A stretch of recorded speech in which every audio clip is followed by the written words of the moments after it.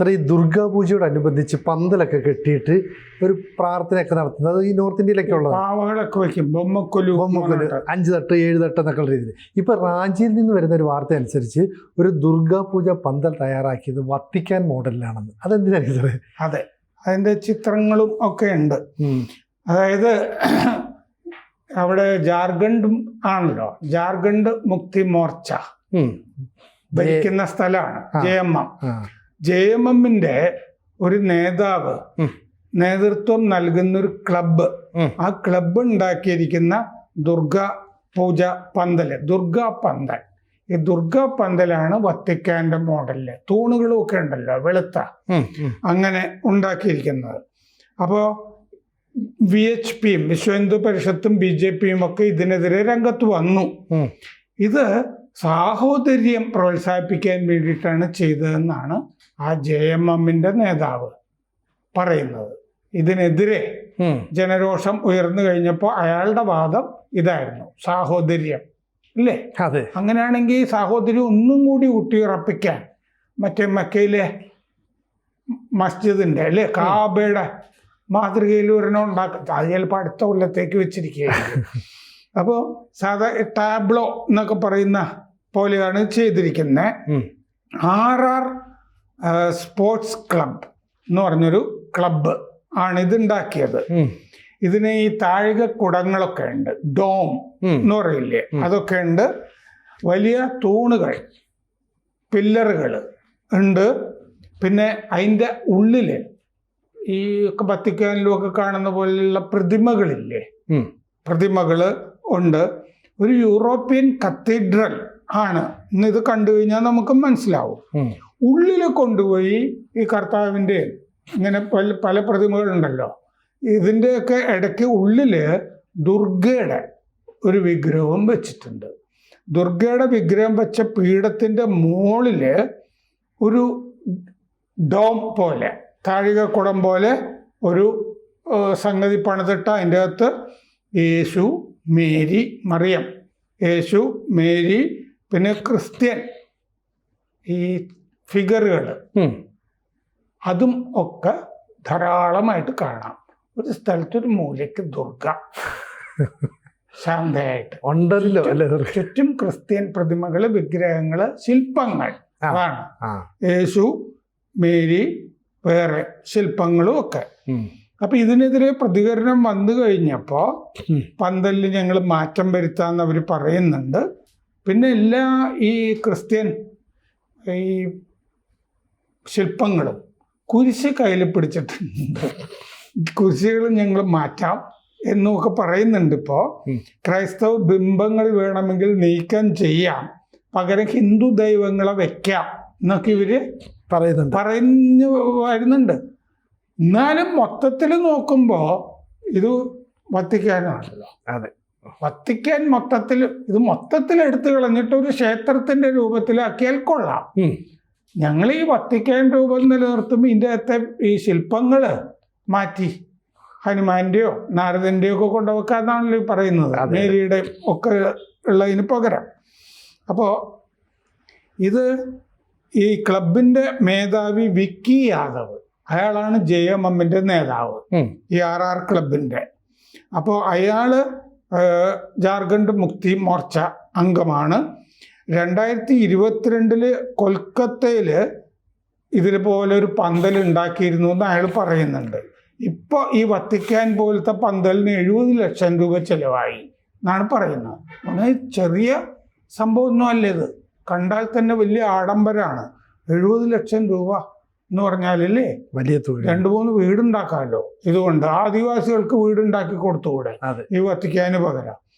അപ്പോൾ വലിയ സാഹോദര്യം, മതമൈത്രി ഒക്കെ ഉണ്ടാക്കാൻ വേണ്ടിയിട്ടാണെന്ന് അയാൾ പറഞ്ഞു. എല്ലാ കൊല്ലവും ഞങ്ങൾ നല്ല പന്തൽ ഉണ്ടാക്കാറുണ്ട്. നഗരത്തിലെ ഏറ്റവും നല്ല പന്തൽ ഞങ്ങളുടേതായിരിക്കും. ആരുടെയും വിശ്വാസം വ്രണപ്പെടുത്തണമെന്ന് ഞങ്ങൾ ആഗ്രഹിച്ചിരുന്നില്ല. ഇതിങ്ങനെ ഇതിൽ രാഷ്ട്രീയം കലർത്തുന്നത് ശരിയല്ല എന്നാണ് അദ്ദേഹത്തിൻ്റെ അഭിപ്രായം.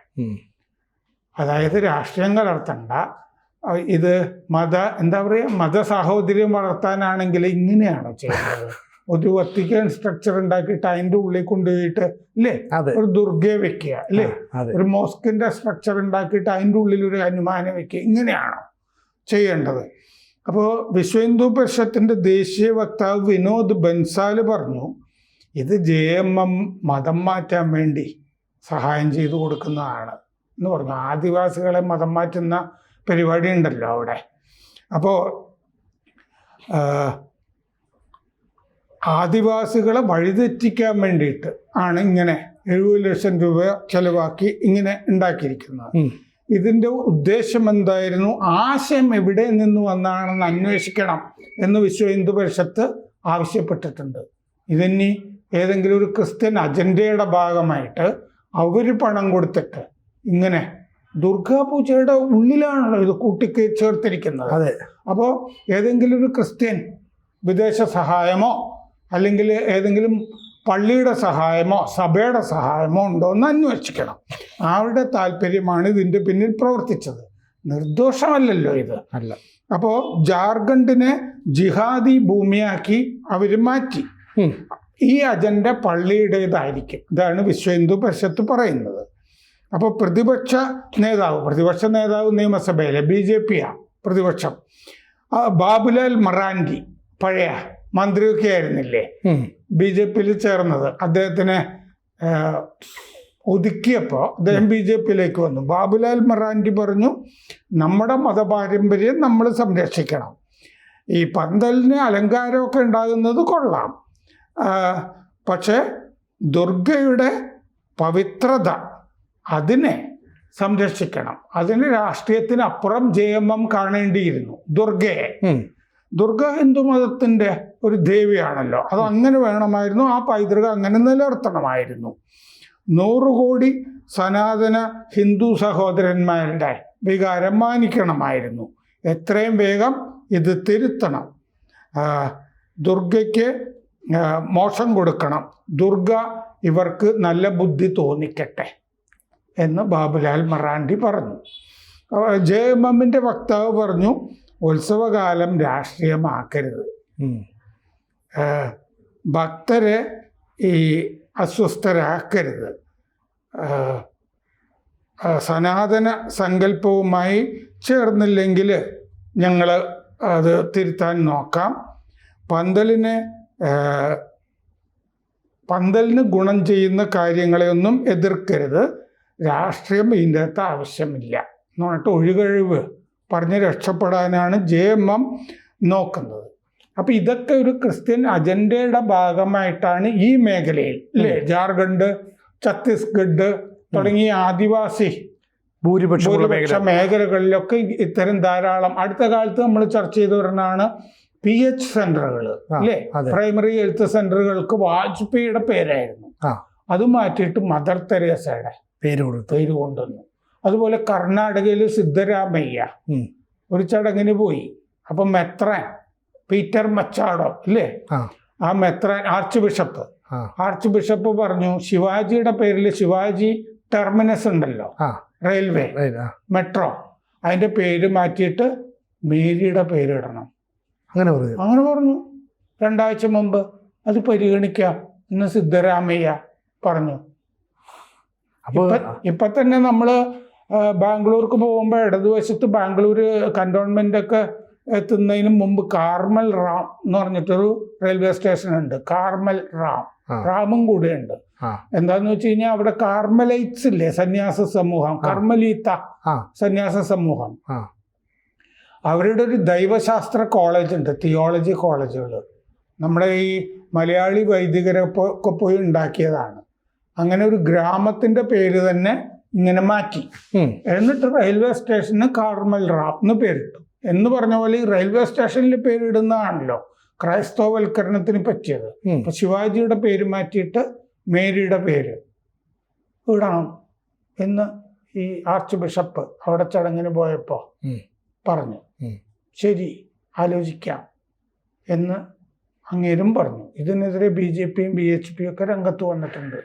അപ്പോൾ ഇതൊരു അജണ്ടയുടെ ഭാഗമായിട്ടാണ് നമ്മൾ പലയിടത്തും കാണുന്നത്. പക്ഷേ ഈ ദുർഗാപൂജ പോലെ ഹിന്ദു സമൂഹത്തെ സംബന്ധിച്ച് വളരെ പ്രാധാന്യമുള്ള ഒരു സമയത്ത് അല്ലെങ്കിൽ ആ ഒരു കാലഘട്ടത്തിൽ ആ പീരീഡിൽ മാത്രം ഇത് കൊണ്ടുവന്ന് ഇംപ്ലിമെന്റ് ചെയ്യുന്ന കൃത്യമായ ഒരു അജണ്ട മനസ്സിലാക്കാൻ പറ്റും. എന്താ സംശയം? വത്തിക്കാന്റെ ഉള്ളിലിരിക്കുന്നത് പോപ്പല്ലേ?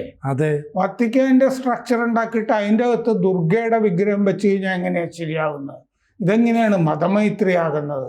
ഇതൊക്കെ അജണ്ടയുടെ ഭാഗമാണ്. കാരണം ആദിവാസികളെ മറ്റേ മതം മാറ്റാനായിട്ട്, കൺവെർട്ട് ചെയ്യാനായിട്ട് ഞങ്ങൾക്കിത് ഇങ്ങനത്തെ കെട്ടിടങ്ങളൊക്കെ ഉണ്ട്, ഇതിൻ്റെ അകത്ത് ദുർഗയെ വെച്ചാലും കുഴപ്പമില്ല, നിങ്ങളുടെ ദൈവവും ഇതിനകത്തുണ്ട്, ഇതിൻ്റെ അകത്തുണ്ട്, അങ്ങനെ മതമൈത്രി ആണ് മാർപ്പാപ്പ നടപ്പാക്കുന്നത് അല്ലേ എന്നൊക്കെ പറയാൻ വേണ്ടിയിട്ട്. അവര് നിരക്ഷരാണല്ലോ, പാവങ്ങളാണ്.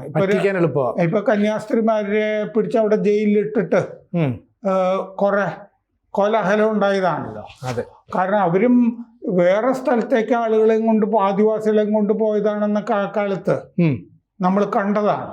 അപ്പൊ ആദിവാസികളെ മതം മാറ്റുന്നത് എങ്ങനെയാണെന്നറിയാമോ? മാവോയിസ്റ്റുകളുടെ സഹകരണത്തോടു കൂടിയാണ്. കാരണം മാവോയിസ്റ്റുകളുടെ ഭരണമാണ് പല സ്ഥലത്തും ഇതുവരെ നടന്നുകൊണ്ടിരുന്നത്. BJP ഇപ്പോൾ എല്ലാവരെയും അത്യാവശ്യം കൈകാര്യം ചെയ്തിട്ടുണ്ട്. മാവോയിസ്റ്റുകളും സഭയും തമ്മിൽ വലിയ, മാവോയിസ്റ്റുകൾ ഒക്കെ ചങ്ങായിമാരാണ്. അപ്പോൾ മാവോയിസ്റ്റുകളെ ഉപയോഗിച്ചിട്ട് ആണ് ആദിവാസി അവരുടെ സ്വാധീനമുള്ള ഇപ്പൊ ബസ്തർ പോലുള്ള സ്ഥലങ്ങളിലൊക്കെ ഇവര് ചെല്ലുന്നത്. അങ്ങനെ 2008 ഓഗസ്റ്റില് വിശ്വ ഹിന്ദു പരിഷത്തിന്റെ നേതാവ് ലക്ഷ്മണാനന്ദ സരസ്വതിയെ ഒഡീഷയിൽ കന്ധമാലില് കൊലപ്പെടുത്തി. ഇദ്ദേഹം ഈ ആദിവാസികളെ മതം മാറിക്കഴിഞ്ഞാൽ അവരെ തിരിച്ച് ഹിന്ദുമതത്തിലേക്ക് കൊണ്ടുവന്നിരുന്ന ഒരാളാണ് ലക്ഷ്മണാനന്ദ സരസ്വതി. ലക്ഷ്മണാനന്ദ സരസ്വതിയെ കന്ധമാലില് അദ്ദേഹം നടത്തുന്ന, ആദിവാസികൾക്കൊക്കെ വേണ്ടി നടത്തുന്ന സ്കൂളിൽ വെച്ചിട്ട് ആണ് കൊലപ്പെടുത്തിയത് മാവോയിസ്റ്റുകൾ. ആ കേസിൽ ശിക്ഷിക്കപ്പെട്ടതൊക്കെ വലിയ മാവോയിസ്റ്റ് നേതാക്കൾ ആന്ധ്രയിൽ നിന്നൊക്കെ ഉള്ള ആളുകളാണ് ശിക്ഷിക്കപ്പെട്ടത്. അപ്പൊ ഇത്തരം മേഖലകളിൽ മാവോയിസ്റ്റും സഭകളും അല്ലേ ഫണ്ട് കൊടുത്തിട്ട് മാവോയിസ്റ്റുകളെ കൊണ്ട് കൊട്ടേഷൻ കൊടുത്തിട്ട് ചെയ്യിക്കുന്ന പരിപാടികളൊക്കെ നടക്കുന്നത് നമ്മൾ കണ്ടിട്ടുള്ളതാണ്. കേസുകളുടെ ഭാഗമാണ് ഇതൊക്കെ, വലിയ കേസുകളുടെ. ലക്ഷ്മണാനന്ദ സരസ്വതി കേസിൻ്റെ ഒക്കെ ഒരു ഭാഗമാണ്. അതുകൊണ്ട് വത്തിക്കാൻ്റെ മാതൃകയിലൊരു കെട്ടിടം ഉണ്ടാക്കി ഇതിൻ്റെ അകത്ത് ദുർഗയെ വെക്കുക എന്നൊക്കെ ഉള്ളത് കടന്ന കൈയാണ്. ഇതൊക്കെ ചോദ്യം ചെയ്തേ പറ്റൂ.